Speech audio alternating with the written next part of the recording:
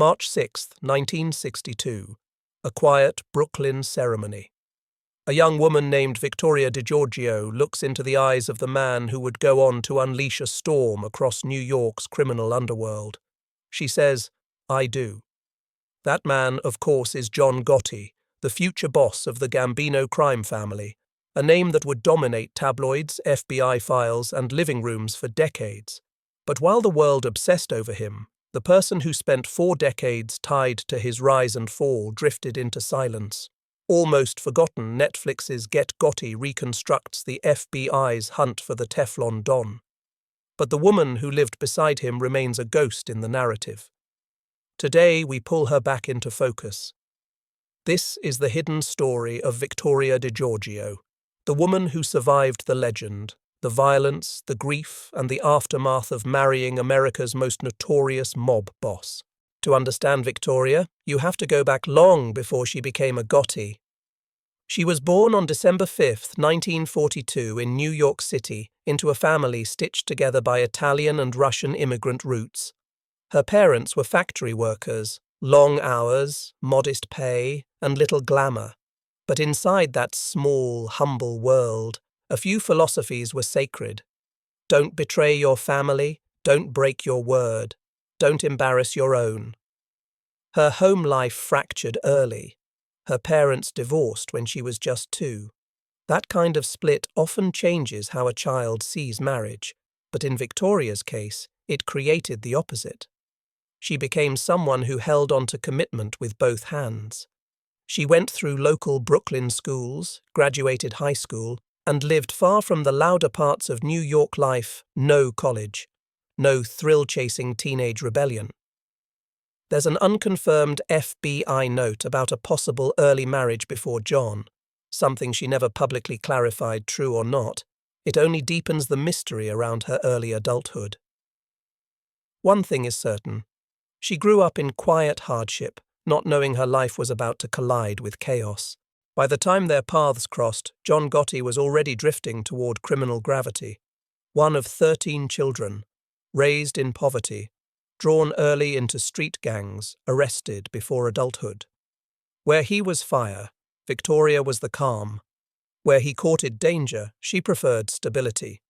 They met in a Queens bar when she was 16 and he was 18, 2 teenagers on completely different trajectories. Yet, the attraction was instantaneous. Not glamorous, not cinematic, just simple, direct chemistry. Her family protested the relationship, his reputation preceded him. But Victoria chose him anyway. By the early 1960s, they were inseparable. Their first daughter, Angel, arrived before the wedding. Another daughter, also named Victoria, followed shortly after. 3 sons, John Jr., Frank, and Peter, completed the family. On the outside, they seemed like an ordinary Italian-American household in Howard Beach inside. The walls absorbed the tension of a husband balancing fatherhood with a life in organized crime. And soon, tragedy would test Victoria in ways she never imagined. John tried briefly to live legitimately. A coat factory presser, a truck driver, a man trying to stay out of trouble. But the streets called him back, and they paid better.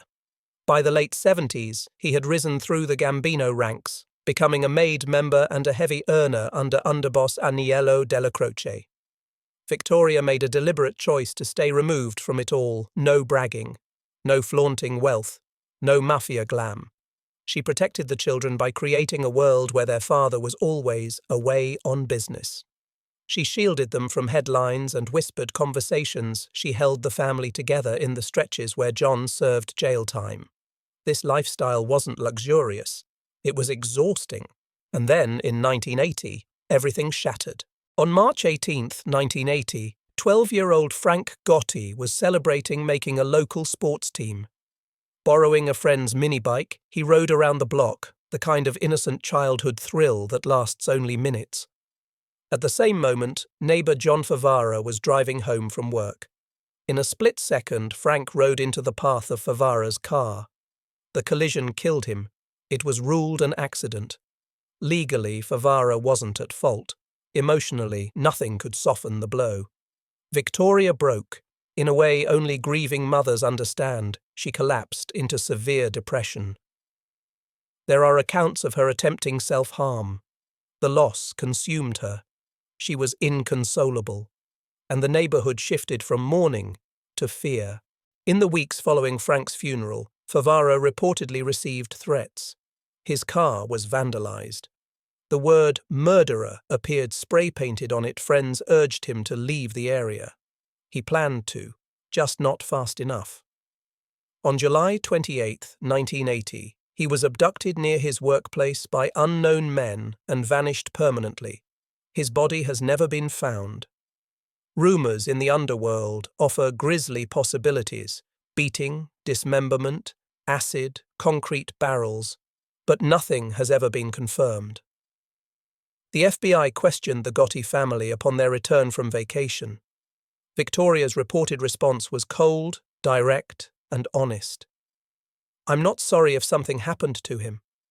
John's was even simpler. "He killed my kid."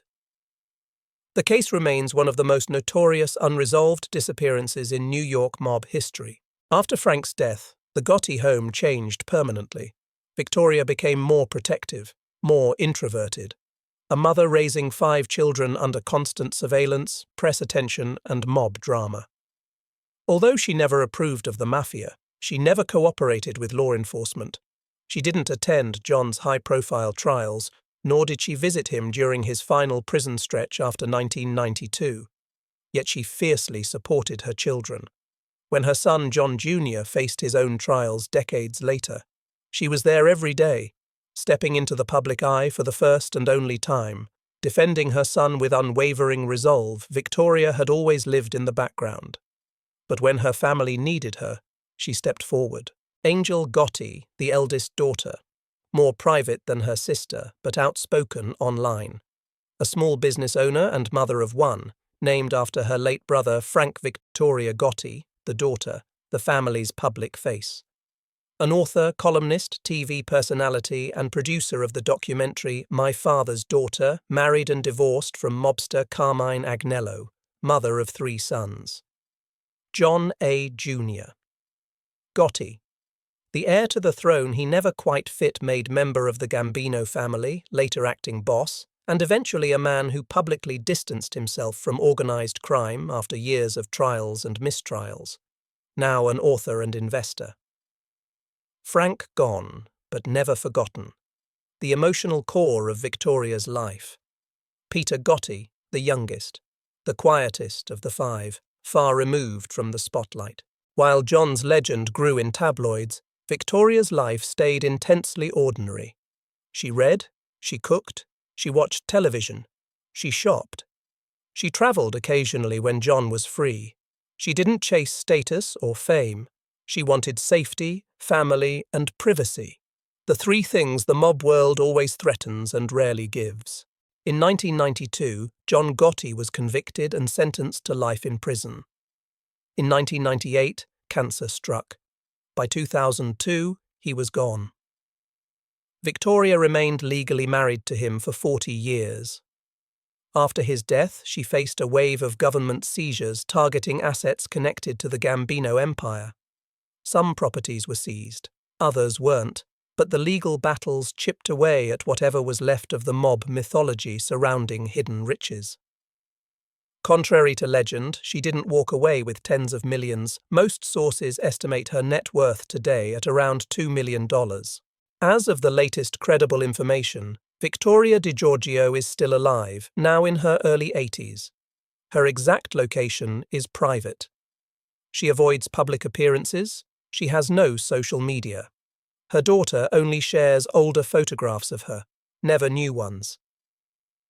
She has battled health issues, including possible strokes and heart problems, but details remain unconfirmed.